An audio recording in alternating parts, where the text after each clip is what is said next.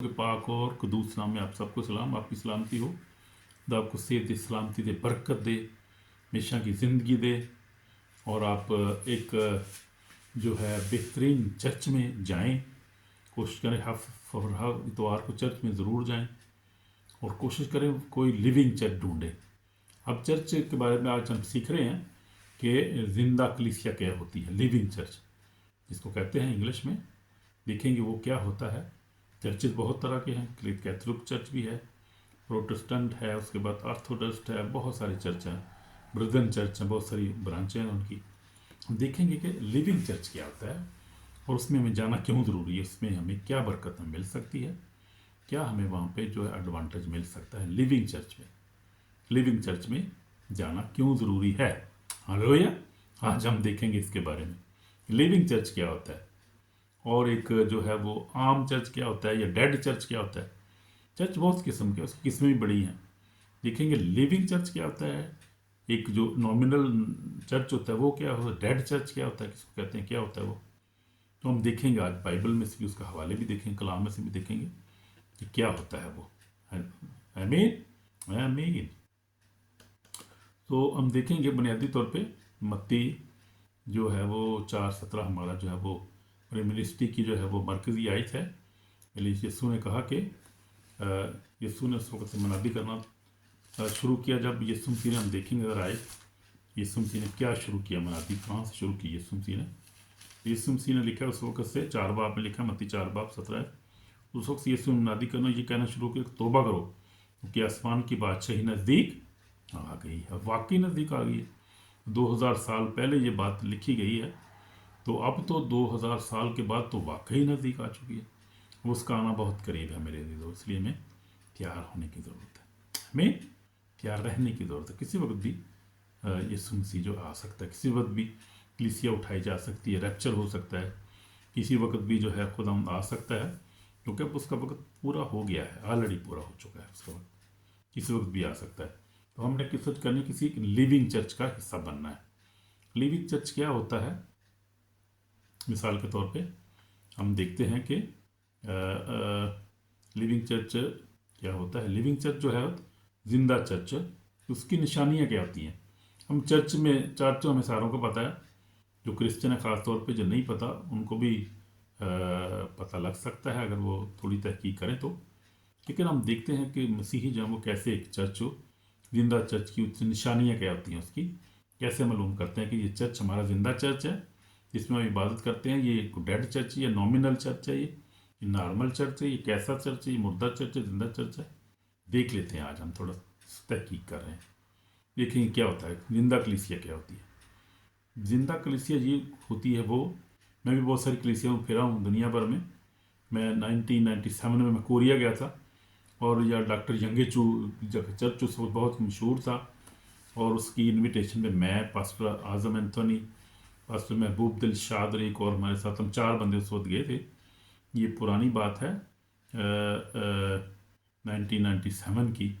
वो एक living church था और चर्च की जो मेंबरशिप थी उस वक्त तकरीबन 8 लाख के करीब थी उस वक्त, और बड़े मौज़ात होते थे, खुदा उनका पाकरू जुम्बश करता था, लोग शिफा पाते थे और बड़ी अच्छी तालीम थी उस वक्त। हमें उसने बुलाया खुदा के बंदे ने, अब तो खुदा के पास चला गया, खुदा का खादम, वो बहुत अजीम खादम था वो। कोरिया में इनकलाब आया उस वक्त, जब बड़ा इनकलाब आया हुआ था उस वक्त, बड़ी सरगर्म है। अभी कलीसिया बड़ी सरगर्म है जो है कोरिया की कलीसिया, साउथ कोरिया की बात कर रहा हूँ। फिर उसके बाद मैं जो है वो कैमरून में गया 2019 में, वो भी लिविंग चर्च अपोस्टल जॉन ची वहाँ पे है। फिर उसके बाद मैं प्रॉफिट टीबी जशवा के चर्च में गया, मैं 2022 में गया था, जो याद है। वो भी एक लिविंग चर्च है और मैंने वहाँ पर बड़ी बरकत हासिल की, बड़ा खूबसूरत चर्च है। 2000 हाँ मैंने 22 को में विज़िट किया था, 22 में गया था। 2024 में फिर मैं जो है वो मैंने विज़िट किया था, दोबारा फिर मैं गया था क्रिस्टोफरोजी, ब्रदर क्रिस्टोफरोजी के चर्च में गया था मैं। और फिर मैंने जो है उसके बाद 2025 में अब यहाँ पर भी खुदा उनका एक लिविंग चर्च हमारे हॉलैंड में भी खुल चुका है, यहाँ पर भी थोड़ी देर अभी हुई है यहाँ पर। तो लिविंग चर्च जो होता है, क्या है वहाँ पर, क्या होता है वहाँ पर, और आम चर्च में वो नहीं होता, एक लिविंग चर्च में क्यों होता है। जिंदा जो कलीसिया जिसको हम कहते हैं वहाँ पर होता क्या है। तो देख लेते हैं, ज़रा थोड़ा गौर करते हैं इस पर। क्या हम लिविंग चर्च में जा रहे हैं कि हम वैसे नॉर्मल चर्च में जा रहे हैं? यानी रूटीन है जो हमारी, हम जाते हैं बस गीत गाया, वहाँ पे कलाम सुना बस, और बस वो चंदा डाला आगे वापस, उसके बाद कोई चक्कर नहीं वहाँ पे कोई है जो मोइज़े नहीं हो रहे, बुजुर्गों को नहीं निकाला जा रहा, कोई टेस्ट मनीज नहीं है, प्रोफेसीज वहाँ पे कोई नहीं होती कोई भी। बस गए, रूटीन है, बस गए, इबादत की, हाथ मिलाया, वापस आ गए बस, उसके बाद फिर अगले हफ्ते गए, ऐसी रूटीन। तो ये नॉर्मल चर्च है, या इसको आप डेड चर्च भी कह सकते हैं। खैर इतना डेड तो नहीं होता, खैर थोड़ा होता तो चर्च ही है वो भी, लेकिन नॉर्मल चर्च इसको कह सकते हैं।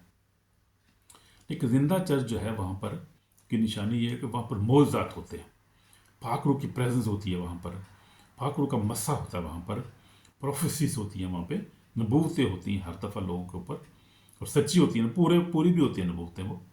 तो वो नबूवतें भी होती हैं वह खुदा के पाकरू की मदद से, खुदा के खादम जो बड़े बड़े अजीम खादम जो करते हैं। जैसे मैंने भी देखा है बहुत से चर्चों में जाके, बहुत सारे चर्च नहीं है लिविंग चर्च, बहुत कम है, बहुत कम है वो, जहाँ खुदा उनके रूह की प्रेजेंस है, मौजूदात होते हैं, और वहाँ पर जो है वो बंधन टूटते हैं, लोग आज़ाद होते हैं, डिलीवरेंस होती है। ख़ासतौर पर शिफाइया काम बड़े होते हैं वहाँ, डिलीवरेंस होती है, लोग शिफा पाते हैं, बरकत पाते हैं। कलाम बड़ा खूबसूरत होता है, कलाम जो होता है वो ख़ासतौर पे रिपेंटेंस पे होता है, या होलीनेस पे होता है, या वो कलाम सल्वेशन पे होता है ज़्यादा कलाम। और वो कलाम जो है वो खुदा के वाकई कलाम में से होता है, और वो टच करता है, और खुदा के लोग ज़िंदगियाँ चेंज होती हैं, लोग तब्दील होते हैं। वो मैंने देखा, मेरी ज़िंदगी में खुदा ने बड़ा काम किया है, और मैंने देखा है इस ज़िंदगी में कि बड़ा ज़रूरी है हमें हमारे चर्च में, अगर हमारा चर्च ऐसा नहीं तो हमें ऐसे चर्च अपना बनाने की ज़रूरत है। यहाँ पे हर दफ़ा हम जो है वो लोग दुआ भी करें लोगों के लिए, सिर्फ ये नहीं कि लाते हैं तो हम बस उनको पैगाम सुना के बस फारग कर दें, और बस चंदा पाया जाओ भाजी अपने घर, तो इस तरह से अपने घर दिए नहीं। कोशिश करें कि अपने चर्च को लिविंग चर्च बना दें। आप दुआ करें खुदा उनसे, आपके खुदा के बंदे हैं आप, खुदा के खादम होते हुए हम दुआ कर सकते हैं, खुदा मेरे चर्च को भी लिविंग चर्च बना, मेरे चर्च में हर दफ़ा मोइज़त हों, लोग जो हैं आज़ाद हों, क्योंकि इस वक्त लोग बहुत सारे परेशान हैं, जो हैं पोजेस हैं, बहुत सारे बीमार हैं, बहुत सारे घरों में टेंशन है, जो बहुत ज़्यादा परेशानी है। तो अगर आप अनकरूला जो है चर्च है एक बहुत बड़ा, उसकी भी बहुत बड़ी कलीसिया होगी इस वक्त, बड़ी ब्रांचें थे उनकी पूरी दुनिया में, इंडिया में भी है। वो मैंने देखा है कि इंडिया बहुत ज़बरदस्त चर्च है वो, और वो खुदा का खादम जो बिल्कुल यंग है, अभी वो कन्वर्ट हुआ है, हिंदू था पहले, खुदा के पास आ गया, लेकिन वो बंदा खुद 10 साल तक वो जो है वो डिप्रेशन का शिकार रहा है। ईवल अटैक उस पर होते थे, डिप्रेशन था उसको बेचारे को, इधर उधर फिरता रहा कि वो यहाँ तक वो प्रॉफिट टीवी स्पेशल के पास भी गया नाइजीरिया में, और भी बहुत सारे लोग उसने विज़िट किया है। तो खुदा ने उसको शिफा दी है, शिफा देने के बाद खुदा ने उसको बहुत बड़ी मिनिस्ट्री दे दी है, और उसकी बीवी और मिलकर अभी काम करते हैं बहुत। मैं अटेंड करता हूँ उनको संडे को, बहुत ज़बरदस्त बरकत मिलती है, वो खुदा उनके पाक रूह टच होता है, और लोग जो हैं वो बहुत सारे लोग, हज़ारों के हिसाब से, वो लाखों के हिसाब से लोग वहाँ मौजूद होते हैं उनकी ब्रांचेज में, चर्च में जो हेड चर्च है वहाँ पे भी लोग शिफा पा रहे होते हैं। मैं देखता हूँ मैनिफेस्टेशन हो रही होती है, और वो लोग शिफा पा रहे होते हैं, गवाहियाँ ही गवाहियाँ होती हैं, मोज़ात ही मोज़ात हो रहे होते हैं, पता चलता है खुदा उनकी हजूरी है यहाँ पर, खुदा उनकी। ये हर एक चर्च में हो सकता है ये, और ये होना चाहिए हर एक पास्टर का, हर एक इवेंजलिस्ट का, हर एक बिशप, हर एक खादम का ये ख्वाहिश होनी चाहिए कि खुदा मेरे चर्च में भी ऐसा हो। क्योंकि जितनी ज़्यादा आप देखें, यीशु का जब टाइम था, जितने जब खुदा यीशु मसीह एक मौजा करता था, डेरों के हिसाब से लोग इकट्ठे हो जाते थे, और भी मरीज आने शुरू हो जाते थे। अगर आप मुआवजा करना शुरू कर दें अपने चर्च में यीशु के नाम से, और पाकरू की मदद से आप दुआ में ठहरें, रोज़े में ठहरें, आप खुदा को कहें, खुदा मुझे माफ़ कर, खुदा मुझे अनाइंट कर, खुदा ब्लेस कर, मुझे खुदा इस काबिल बना कि मैं ऐसी कलीसिया मेरी हो कि लोग आएँ, लोग शिफा पाएँ, बीमार मदरूह निकले भागें, लोग शिफा पाएँ, लोग जो है वो बरकत हासिल करें, वो और रूहानी जिस्मानी प्रॉस्पेरिटी हासिल करें, और रुकिया को हासिल करें। लेकिन उसका राज जो मैं आपको बताता हूँ क्या है, मैंने जो चेक किया दुनिया भर में देखा, उसका राज ये है कि खुदा के लोग जो हैं वो बहुत दलेर हैं, वो और रूह के फायरी दुआ करते हैं। वो आप कभी देखें, यूट्यूब पे देख लें, अनकरोला मिनिस्ट्री को देख लें, आप फिरोज जी को देख लें, प्रॉफिट टीबी जशवा को देख लें, आप कैमरॉन में देख लें, अमेरिका भी अब तो उनकी ब्रांचें हो गई हैं काफ़ी, वो लोग उन्होंने आगे भी और ज़्यादा काफ़ी उनके खुदा ने जो है वो प्रॉफिट खड़े कर दिए हैं, खुदा के खादम खड़े हो चुके हैं अब। जो प्रॉफिट हैरी हमारे हॉलैंड में है, उन्होंने तकरीबन 10-12 जो हैं 12 बंदे को उन्होंने नॉइंट किया है वो। और मुख्तलिफ यूरोप के मुख्तलिफ इलाकों में, अमेरिका में भी हैं, रशिया में भी अब उनकी ब्रांच है। और उनके अलावा उसके बाद ग्रीस में भी है अब उनकी, स्पेन में भी है, और काफ़ी सारी ब्रांचें उनके, रोमानिया बल्गारिया में शायद हो गई है उनकी अब। तो काफ़ी को काम करें, यूरोप में भी काफ़ी उनकी ब्रांचें हैं। तो पाकिस्तान में भी हो सकती हैं, ये ब्रांचेस हो सकती हैं। बरकत टीवी वाला पास्टर सालिक जो है खुदा का खादम, अजीम खादम है, बड़ा काम कर रहा है। और भी बहुत सारे खादम हैं जो काम करें, खुदा उनको बरकत दे। तो ये होना चाहिए, ये काम अब ज़रूरी है, बहुत ज़रूरी, क्योंकि लोग बहुत ज़्यादा परेशान हैं, बहुत ज़्यादा। जो को आखिरी टाइम में अबलीस भी बड़ा जो है लोगों पे हमले कर रहा है, काम कर तंग कर रहा है लोगों को। तो उनको सल्वेशन के अलावा उनको डिलीवरेंस की भी ज़रूरत है, हीलिंग की ज़रूरत है, उनको शिफा की ज़रूरत है। तो आप देखिए यीशु मसीह के जब टाइम था, तो इस वक्त किस तरह लोग भागते थे यीशु मसीह के पीछे, जंगलों में जाते थे।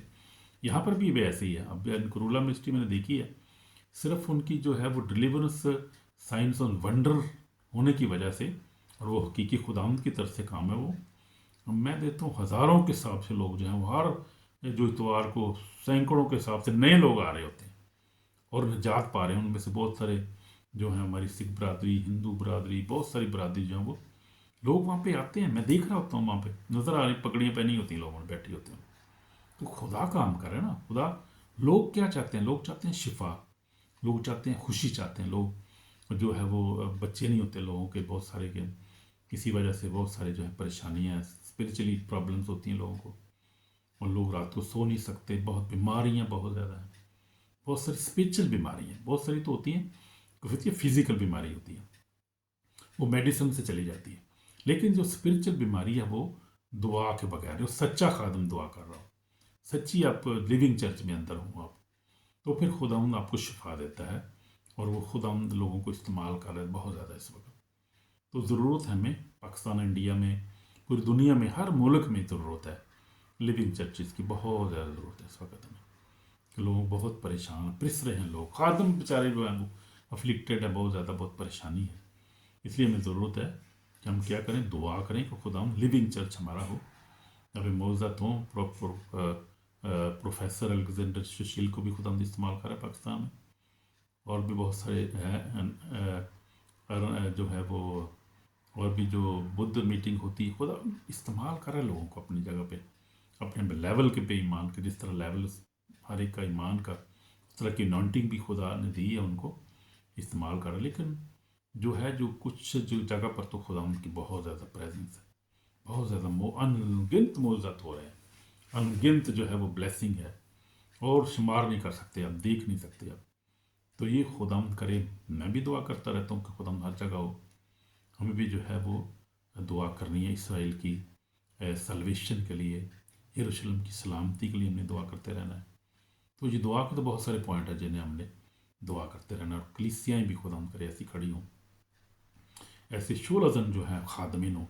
मैं ये बता रहा था कि उन चर्चों में राज क्या है। आप अनकरुल्ला मिनिस्ट्री में देखें, खुदा का खादम जो था वो बड़ा परेशान बीमार रहा, उसने फिर सीखा कि फायरी दुआ करनी है, दुआ के अंदर फायर होनी चाहिए।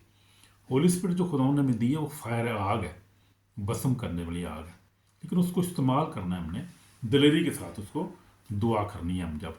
तो आप जब रिलीज़ करेंगे फायर ईमान के साथ, और खुदा का पाक रूह जो अगर आपके साथ है, आपकी ज़िंदगी में है, तो आप देखेंगे कि होली फायर जो है वो बंधन तोड़ती है, बदरूहें जलती हैं, भाग जाती हैं।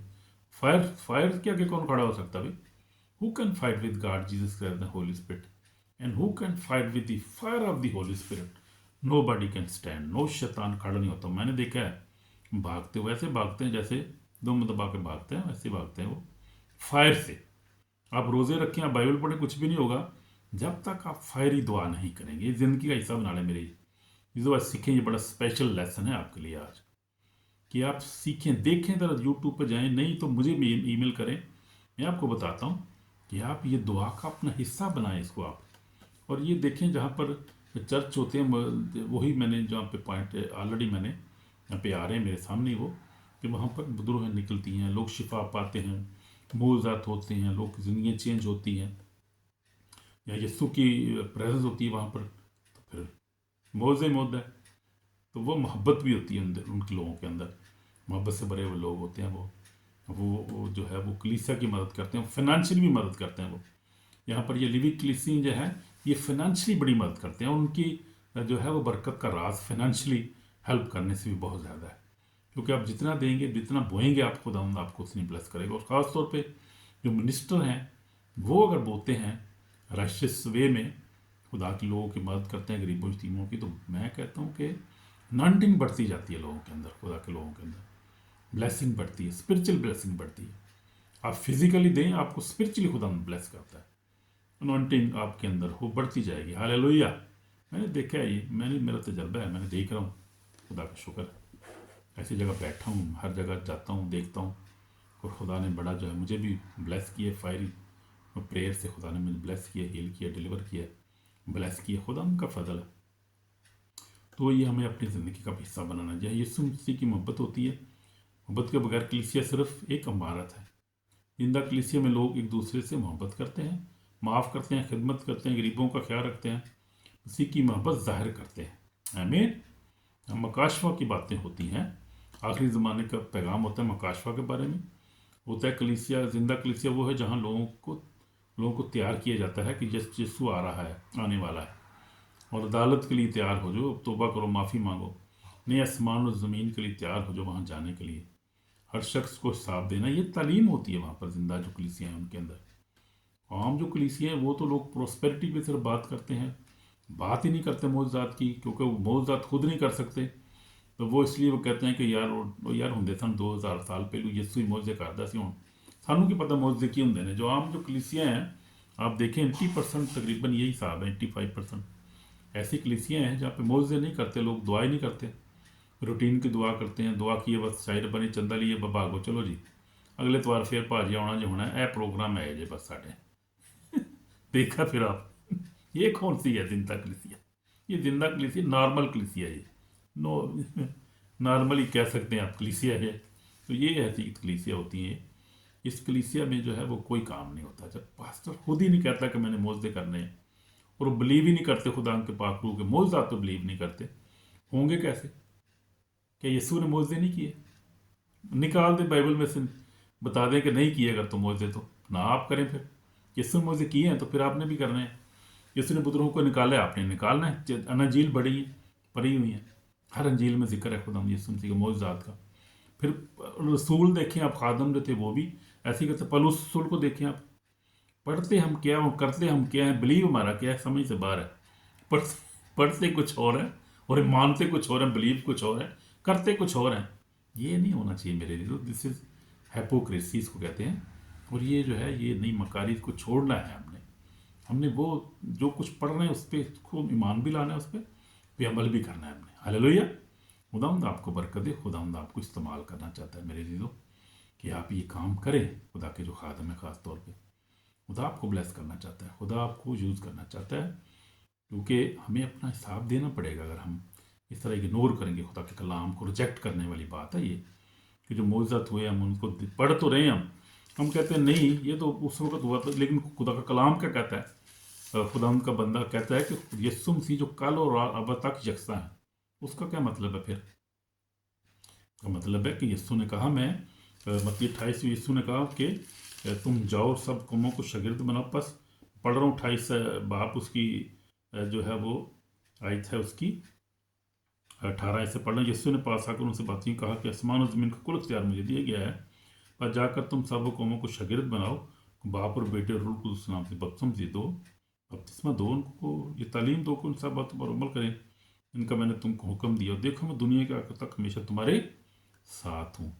यीशु मसीह हमारे साथ है, जिस्म में नहीं है पैसे जैसे वो जिस्म उस वक्त था, लेकिन अब रूह में हमारे साथ, रूह में काम करता है। वो जो ईमान रखते हैं और जो रूल कुदस को मानते हैं, उस पर ईमान रखते हैं, जो रूल कुदस की प्रेजेंस को अपनी ज़िंदगी में रखते हैं, मांगते हैं, वो रूल कुदस वैसे ही काम कर रहा है, यानी यीशु ही काम कर रहा है। वो ये उसने कहा मैं तुम्हारे साथ हूँ, तो वो रूह में हमारे साथ है, रूह में वैसे ही काम कर रहा है, बल्कि उससे ज़्यादा काम कर रहा है। यूहन्ना में उसने कहा कि मेरे शागिर्द जो उससे भी बड़े बड़े काम करेंगे, जो मैंने किए इससे भी बड़े काम करेंगे। तो वे जी बाइबल तो हम पढ़ते हैं, वही हमारे पास है। ये न्यू किंग जेम्स वर्जन मेरे पास है, मैं पढ़ रहा हूँ, इसी में मैं बिलीव करता हूँ, यही पढ़ रहा हूँ। तो ये तो मुझे ये बता रहा है, मोइज़ात भी बता रहा है, ये जो है हीलिंग बता रहा है, ये मोइज़ात करते थे बड़े। अब यस्सु के शागिर्द जो खुदा ने जो पाकरू के वसीला से उनको भी बरकत दी, वो भी मोइज़ात कर रहे हैं, आप दुनिया में देखें हो रहे हैं। और लिविंग चर्च का मतलब यही होता है कि लिविंग चर्च मोइज़ात होते हैं, बुजुर्ग निकलती हैं, लोग शिफा पाते हैं, और कलाम जो है वो वाकई ज़िंदा कलाम सुनाया जाता है। तो ये हमने करना है मेरे बहनों भाइयों अजीज़ों, इसको देखना है हमने। अब यीशु मसीह ने लाजर को ज़िंदा किया, मुर्दे भी ज़िंदा किया, अब भी मुर्दे ज़िंदा और अंधे भी, लंगड़े भी। मैंने खुद अपनी आंखों से देखा है, और मैं गया हूँ उन चर्चों में जहाँ पर ये काम हो रहा है। मैं कह सकता हूँ कॉन्फिडेंसली, मेरी उम्र 60 साल हो रही है और 46 ईयर तो मुझे खुदावंद में भी हो गए हैं। तो मैंने अपनी आंखों से देखा है ये मोज़ात होते हुए। मेरी ज़िंदगी में खुदा ने मोज़त की, हमारी ज़िंदगी में खुदा ने बड़ी मोज़त की है। जब अपने ईमान से मांगा है, ताने में दिया है, ब्लेस किया है और ज़िंदगी में प्रॉस्पेरिटी दी है। ये क्यों है? खुदा के फजल से, खुदा के पाकरू की वजह से ही ना। मुझे भी खुदा ने पाकरू दिया था 1979 में, जब मैं छोटे था मुझे बपतिस्मा हुआ था। उस वक्त से मेरी ज़िंदगी चेंज हुई। मुझे कलाम को पढ़ना शुरू किया, उस पर अमल करना शुरू किया, मोहब्बत करना शुरू किया। खुदा ने ब्लेस किया मुझे, बच्चों को भी ब्लेस किया। तो खुदा की ब्लेसिंग है ये। उस वक्त आती है जब हम खुदा के कलाम को मुकम्मल तौर पे मानते हैं, कंप्लीट ही मानते हैं और उस पर अमल भी करते हैं। क्योंकि कलाम में लिखा है कि यीशु ने कहा कि इस कलाम को सुनने वाला और इसको पढ़ने वाला, सुनने वाला, उस पर अमल करने वाले मुबारक है। मुबारक है वो जो अमल भी करता है। पढ़ते सुनते तो हैं हम, अमल करना ज़रूरी है। अमल से ज़िंदगी बनती है, जन्नत भी जहन्नम भी। ये बात सच्ची बात है। तो इसलिए यीशु के देखते हैं, यीशु ने लाजर को ज़िंदा किया, बड़ा मोइज़ा था। और उसके ज़िंदा करने से हम देखते हैं कि जो यहूदी उस वक़्त से थे, जो सरदार का नाम, खलबली मच गई और लोग और भी यीशु के पीछे हो लिए और उन्होंने यीशु मसीह का जो था वो इस्तकबाल किया। फिर बहुत सारे लोग गए, कहा यीशु ने मोइज़ा किया, बहुत बड़ा मोइज़ा, 4 दिन का मुर्दा ज़िंदा किया खुदा ने। की वजह से कितना खुदा ने यीशु मसीह का नाम जो है वो इज़्ज़त पाया। खुदा के नाम ने, यीशु के नाम ने इज़्ज़त पाई। तो ये है, यीशु मसीह बुजुर्गों को निकालते थे, तो वो जिंदा कलीसिया में भी ये सारे काम हो रहे हैं। तो मैं भी आपको अपना तजर्बा बताया है, खुदा ने मुझे भी ब्लेस किया, मैंने देखा सब कुछ। लेकिन शैतान कभी नहीं चाहता कि आप जिंदा कलीसिया के हिस्सा हों। वो नहीं चाहता कि आप जानें, चीज़ों को जानें, नहीं चाहता कि आप दुआ करें, बाइबल पढ़ें, गुनाहों से दूर रहें। वो नहीं चाहता ये आप तौबा करें, वो नहीं चाहता ये। क्यों नहीं चाहता? बिकॉज सी, जिस कलाम में लिखा है कि वो चोर नहीं आता चुराने, मार डालने, हलाक करने। और यूहन्ना 10:10 में पढ़ लेते हैं हम ज़रा, क्या है लिखा हुआ यहाँ पर। यूहन्ना 10:10 में, चोर नहीं आता चुराने, मार डालने और लाख करने में, इसलिए आए को ज़िंदगी पाएँ और कसरत से पाएँ। यीशु ने कहा, अच्छा चरवाहा मैं हूँ, अच्छा चरवाहा भीड़ों के लिए अपनी जान देता है। फिर यीशु ने इसी चैप्टर में हम देखते हैं कि 27 में कहा, यूहन्ना 10:27 में यीशु ने कहा, मेरी बेटे मेरी बात सुनती, मैं जानता हूँ, मेरे पीछे पीछे चलती हैं और मैं उन्हें हमेशा की ज़िंदगी बख्शता हूँ और कभी हलाक ना होंगे। कोई उन्हें मेरे हाथ से छीन ना लेगा। कौन यीशु के हाथ से हमें छीन सकता है और कौन नुकसान पहुँचा सकता है? जब यीशु हमारे साथ है तो उनका पाकू हमारे साथ है। मेरे हाथ से हम छीन नहीं सकते। मेरे अपने जिसने मुझे दिए सबसे बड़ा है और कोई उन्हें बाप के हाथ से छीन नहीं सकता। मैं और बाप एक हैं। हालेलुया। तो यीशु हमारे साथ, उसका फजल ही हमारे लिए काफ़ी है।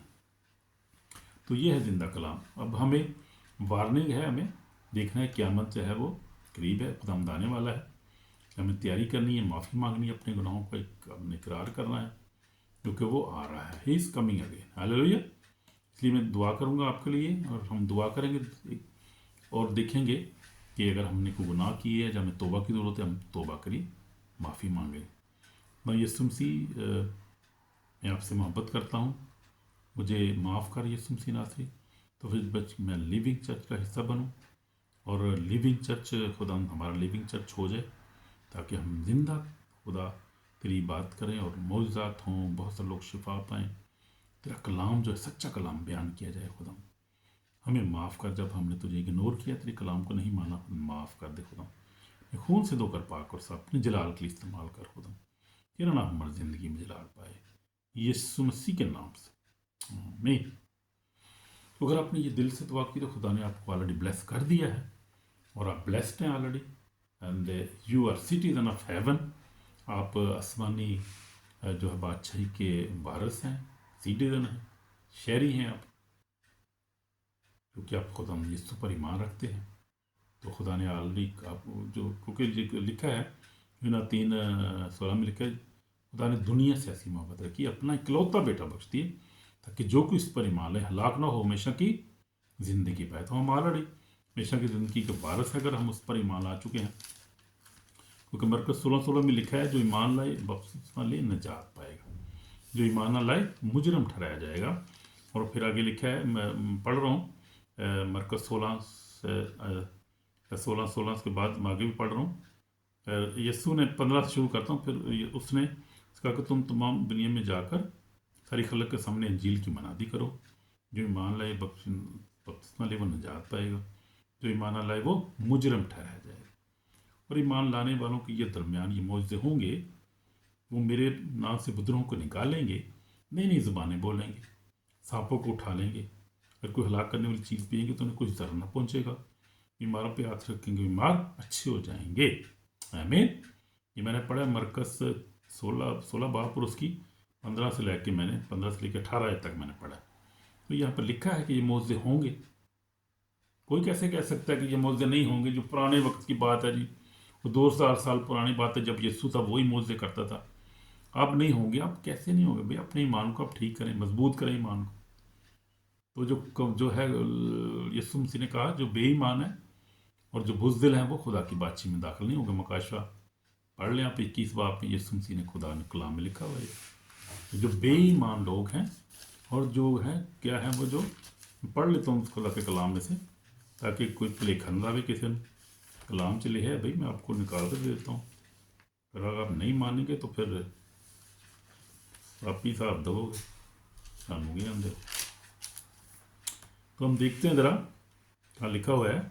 मकाशवा 21 बाब में लिखा है, जो गालिब है वही इन चीज़ों का वारिस होगा, मैं उसका खुदा होगा, मेरा बेटा होगा।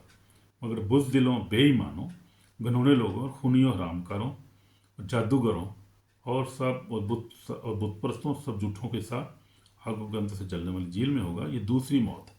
तो खुदा का कलाम साफ हमें बता रहा है कि ये जो है, कंप्रोमाइज़ ना करें प्लीज़। जो पास्टर साहबान खादमीन के लिए कंप्रोमाइज़ ज़िंदगी गुजारते हैं, वो डरते रहते हैं हर वक्त। कोई ऐसी बात नहीं करते कलीसिया में। कंप्रोमाइज़ ज़िंदगी ना गुजारें। अपनी निजात के लिए भी देखें और दूसरों की निजात के लिए भी देखें। कंप्रोमाइज़ जो है, जो लिविंग चर्चेज में लोग पास्टर कंप्रोमाइज़ नहीं करते। वो खुदा से दुआ मांगते हैं, खुदा उनको मुहैया करता है। वो ये नहीं कि डिपेंडेंट नहीं होते, इतने भी डिपेंडेंट नहीं होते कि वो अब कलाम ही ना अच्छी तरह सुनाएं और सही बात ना करें। वो तो लोग जो हैं वो वैसे ही जो है गुनाह में पड़े रहते हैं, और वो खुद भी सजा पाएंगे और कलीसिया तो पाए ही पाएगी, खुद भी सजा पाएंगे। इसमें मेरे दीदों बहन भाइयों, वक़्त को पछाने, क्योंकि वक़्त जो है बहुत थोड़ा रह गया हमारे पास। खुदावंद आने वाला है और हर चीज़ का हमें हिसाब देना पड़ेगा। हम देखें मकाशवा 22 बाब उसमें लिखा हुआ है, 22 बाब और उसकी 12 में लिखा, देख मैं जल्द आने वाला हूँ, हर एक काम वक्त देने के लिए अजर मेरे पास है। मैं अल्फ़ा और ओमेगा, अव्वल और इब्तिदा इंतहा हूँ। बारिक है वो जो अपने जामे धोते हैं, क्योंकि ज़िंदगी के दरख्त के पास आने का अख्तियार पाएंगे। उन दौर से शहर में दाखिल होंगे, मगर कुत्ते और जादूगर और हराम और खूनी और बुतपरस्त झूठी बात का पसंद करने और गाड़ने वाला बाहर रहेगा। मुझ यीशु ने अपना फरिश्ता इसलिए भेजा कि कलीसियों के बारे तुम्हारे आगे इन बातों की वही दे। मैं दाऊद की असल में नस्ल सुबह का चमकता और सितारा हूँ। और उर्द दुल्हन कहती है, सुनने वाला भी कहे, जो प्यासा हो आयो, चाहे अब हयात मुफ्त ले। मुफ्त दे रहा है खुदा, अब हयात ले लो, लेकिन सच्ची बात करो ना। जो खुदा के कलाम में लिखा है वो बात पढ़ाओ, वो सिखाओ, वो बात करो, तो फिर है हमें क्या मिलेगी? हमेशा की ज़िंदगी मिलेगी। और जो ईमानदार लोग हैं, लिखा है कि वो क्या करेंगे? मुबारक हैं वो जो अपने जामे धोते हैं, यानी जो यीशु पर ईमान रखते हैं, अपने खून से, यीशु के खून से अपने जामों को धोते हैं। वो क्या करेंगे? ईमानदार लोग हैं, वो ज़िंदगी के दर्द के पास आने का इख्तियार पाएंगे, यानी ज़िंदगी पाएंगे, हमेशा की ज़िंदगी पाएंगे। उन दराज़ों शहर में दाखिल होंगे और उन दराज़ों से जो यरूशलेम में दाखिल होंगे, खुदा के बादशाह में शामिल हो जाएंगे। मगर कुत्ते और जादूगर, हराम खूनी, बुतपरस्त, झूठी बात का पसंद करने वाला बाहर रहेगा। इसलिए मेरे दीदों, खुदा आपको बरकत दे और एक चर्च जो लिविंग चर्च का हिस्सा बने। नहीं तो अपने चर्च को लिविंग चर्च बना लें। और सारी जो बातें हैं जो मैंने आपको देखी है, मैसेज आप सुन सकते हैं दोबारा। अगर कुछ समझ नहीं आई तो दोबारा पूछ भी सकते हैं। और ये देखें सारी बातें, अपनी कोशिश करें, इनको अमल में लाएं। इसको खुदा आपको ब्लेस करें, नई ज़िंदगी दे और हमेशा की ज़िंदगी दे, सबसे बढ़कर ये, क्योंकि ये बाकी डिलीवरेंस हीलिंग तो ये दुनिया भी है ज़रूरत है, लेकिन सबसे ब्लेसिंग जो है बड़ी बात है वो हमें हमेशा की ज़िंदगी की ज़रूरत है, वो हमें दे और आप सबको दे। मैं आपके लिए दुआ करता हूँ, आपको ब्लेस करें इन जीसस नेम, आमीन आमीन।